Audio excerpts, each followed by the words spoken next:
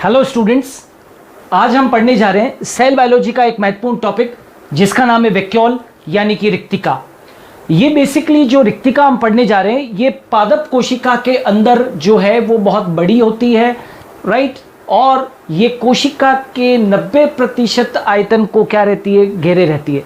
लेकिन पादप कोशिका के अंदर भी ये जो रिक्तिकाएं होती है वो शुरू से बड़ी नहीं होती है। यदि आप एक तरुण कोशिका का अध्ययन करेंगे तो उसके अंदर छोटी रिक्तिकाएं होती है, लेकिन आगे चलकर जब एक पादप कोशिका परिपक्व होती है तो उस परिपक्व पादप कोशिका के अंदर खूब सारी रिक्तिकाएं, छोटी छोटी रिक्तिकाएं मिलकर और एक बड़ी रिक्तिका का निर्माण करती है। यदि आप एक जंतु कोशिका को देखेंगे तो जंतु कोशिकाओं के अंदर या तो रिक्तिकाएं यदि उपस्थित होती है तो बहुत छोटी छोटी रिक्तिकाएं होती है, और कई बार जो है वो रिक्तिकाएं अनुपस्थित भी हो सकती है। तो आपको ये मालूम होना चाहिए कि पादप कोशिका के अंदर रिक्तिकाएं बड़ी होती है और जंतु कोशिकाओं के अंदर रिक्तिकाएं छोटी होती है। अब आ जाते हैं कि ये जो पादप कोशिका के अंदर है उसमें बड़ी रिक्तिका होती है।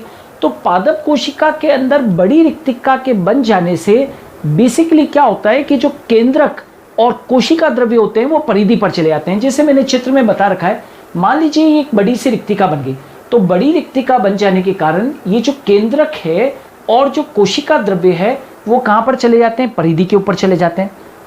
अब मेडिकल एंट्रेंस एग्जाम्स के अंदर कई बार एक प्रश्न पूछते हैं कि पादप कोशिका के अंदर बड़ी रिक्तिका के बन जाने से जो कोशिका द्रव्य परिधि के ऊपर चले जाता है उस परिधीय कोशिका द्रव्य को क्या कहते हैं। तो याद रहे आपको, उस परिधीय कोशिका द्रव्य को हम कोशिका धृति के नाम से जानते हैं। यानी कि जो आप ये परिधि के ऊपर जो कोशिका द्रव्य देख रहे हैं ये क्या है, कोशिका धृति है। हम इसे इंग्लिश के अंदर प्राइमोर्डियल यूट्रिकल के नाम से जानते हैं। इसे क्या कहते हैं, प्राइमोर्डियल यूट्रिकल।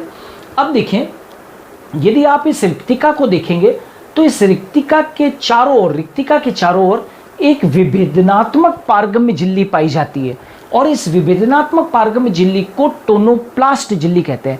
देखिए, विभेदनात्मक पारगम्य झिल्ली दो ही है, या तो कोशिका झिल्ली है या फिर क्या है, ये रिक्तिका को घेरे हुए टोनोप्लास्ट झिल्ली है। ओके, तो रिक्तिका को घेरे हुए जो झिल्ली होती है उसे हम क्या कह देते हैं, टोनोप्लास्ट झिल्ली कह देते हैं। ये विभेदनात्मक पारगम्य होती है और ये लिपोप्रोटीन से निर्मित होती है। अब प्रश्न उठता है कि इस विभेदनात्मक पारगम्य झिल्ली का आखिर कार्य क्या है। तो ये जो विभेदनात्मक पारगम्य झिल्ली है ये सांद्रता विभव के विपरीत ये रिक्तिका में आयनों के परिवहन से क्या होती है, संबंधित होती है। कहने का मतलब ये है कि ये क्या करती है, ये झिल्ली क्या करती है, सांद्रता विभव के विपरीत ये रिक्तिका में आयनों के परिवहन में क्या करती है, मदद करती है। अर्थात मैं ये कह सकता हूँ कि ये जो टोनोप्लास्ट झिल्ली होती है ये परासरण विभव स्थापित करने में मदद करती है, यानी कि ये ऑस्मोटिक ग्रेडियंट स्थापित करने के अंदर मदद करती है। साथ के साथ ये तो बाहर की झिल्ली हो गई। अब अंदर की तरफ प्रवेश करते हैं कि आखिर रिक्तिका है क्या। क्या रिक्तिका वायु से भरी हुई कोई एक पुट्टिका है? तो नहीं। याद रखना, कभी भी रिक्तिका के अंदर वायु नहीं भरी हुई है, यहाँ पर वायु नहीं भरी हुई है। बेसिकली रिक्तिका के अंदर रिक्तिका रस भरा हुआ है, जिसको कि हम क्या कहते हैं, सेल सेप के नाम से भी जानते हैं। तो या तो हम इसको क्या कहेंगे, सेल सेप, या इसके अंदर क्या भरा रहता है, रिक्तिका रस भरा रहता है। अब प्रश्न उठता है कि ये जो रिक्तिका रस होता है इसके अंदर क्या क्या चीज़ें हैं, क्या क्या इंग्रेडिएंट्स हैं रिक्तिका रस के अंदर। तो देखें, रिक्तिका रस के अंदर सबसे ज़्यादा मात्रा के अंदर एक तो क्या पाया जाता है, जल पाया जाता है। साथ के साथ कई सारे जो कोशिकीय अपशिष्ट हैं, यानी कि मैं कहना चाहता हूँ कई सारे जो उत्सर्जी पदार्थ हैं वो पाए जाते हैं इनके अंदर। और क्या पाया जाता है, सॉल्ट्स वगैरह पाए जाते हैं। ओके, इनके अंदर कई सारे मिनरल्स पाए जाते हैं, एल्कलॉइड्स पाए जाते हैं, इनके अंदर शुगर पाई जाती है, राइट। और इनके अंदर कई सारे वर्णक पाए जाते हैं। इनके अंदर रिक्तिका रस के अंदर कई सारे क्या पाए जाते हैं, वर्णक पाए जाते हैं। उनमें से मैंने यहाँ पर 2 वर्णकों का जिक्र किया है। वैसे तो देखिए रिक्तिका रस के अंदर कैरोटीनॉइड्स भी होते हैं, ज़ेंथोफिल्स वगैरह भी होते हैं, बहुत सारे पिगमेंट्स हैं। मैंने यहाँ पर 2 वर्णकों का जिक्र विशेष तौर से किया है और एग्जामिनेशन पॉइंट ऑफ व्यू से ये दोनों ही पिगमेंट्स बहुत बहुत महत्वपूर्ण हैं।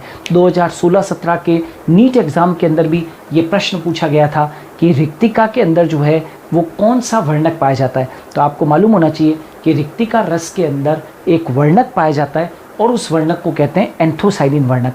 कई बार ये भी प्रश्न पूछ लेते हैं कि ये किस रंग का वर्णक है। तो आपको मैं बता दूं कि ये जो एंथोसाइनिन पिगमेंट होता है इसका रंग अलग अलग पीएच के ऊपर अलग अलग होता है। जैसे कि यदि मैं अम्लीय पीएच के ऊपर, अम्लीय पीएच पर एंथोसाइनिन वर्णक जो है वो लाल रंग उत्पन्न करता है, लाल रंग देता है।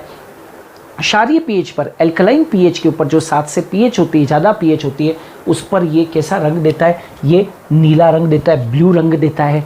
और उदासीन पीएच के ऊपर यानी कि न्यूट्रल पीएच के ऊपर ये कौन सा रंग, बैंगनी, पर्पल, या जिसको कि हम पर्पल रंग कहते हैं, वो ये क्या करते हैं, प्रदान करते हैं। और साथ के साथ याद रखना कि ये जो एंथोसाइनिन वर्णक होता है ये जल में घुलनशील वर्णक है। ये कैसा वर्णक है, जल में घुलनशील वर्णक है। ओके, और आपको एक और पिगमेंट के बारे में बता दूं, एक पीले रंग का वर्णक, एक पीले रंग का वर्णक भी किसके अंदर पाया जाता है, इस रिक्तिका रस के अंदर पाया जाता है, और इसको हम एंथोक्लोर के नाम से जानते हैं। तो आपको ये ध्यान रखना है कि जो पीले रंग का वर्णक है वो तो रिक्तिका रस के अंदर एंथोक्लोर है, और ये जो लाल और नीले रंग का या बैंगनी रंग का जो वर्णक है वो कौन सा है, एंथोसाइनिन वर्णक है। तो ये क्या है, रिक्तिका बनी हुई है। रिक्तिका के चारों तरफ मैंने एक टोनोप्लास्ट झिल्ली बना रखी है जो विभेदनात्मक पारगम्य झिल्ली है।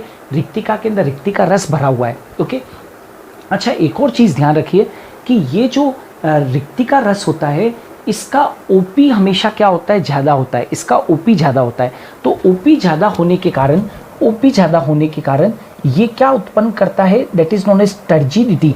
ये टर्जिडिटी उत्पन्न करने में, टर्जिडिटी का मतलब होता है स्फीत अवस्था उत्पन्न करने में ये ओपी क्या होता है, मददगार होता है। कैसे कैसे ये सब कुछ होगा, तो देखिए ओपी हाई है ना। तो मान लीजिए कि यदि कोशिका के अंदर रिक्तिका है और इस रिक्तिका रस का जो ओपी है वो क्या है, उच्च है।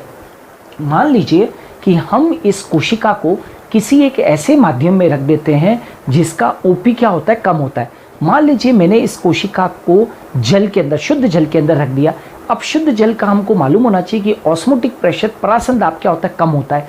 और पादप कार्यकी में हम पढ़ते हैं, एक रूल होता है कि वाटर हमेशा कम ओपी से अधिक ओपी की तरफ जाता है। तो सोचो कि यदि मैं इस कोशिका को एक ऐसे माध्यम में रख दूं जिसका ओपी कम है, जैसे मैं जलीय माध्यम के अंदर रख दूं जिसका ओपी कम है, तो बताइए रूल क्या कहता है, कम ओपी से जल का बहाव किधर की तरफ होता है, अधिक ओपी की तरफ। तो बताइए बाहरी माध्यम से, यानी कि जिसका ओपी कम है और अधिक ओपी की तरफ, रिक्तिका रस का ओपी ज़्यादा है, तो बाहर से जो पानी है माध्यम से वो कहाँ पर, भीतर आ जाएगा।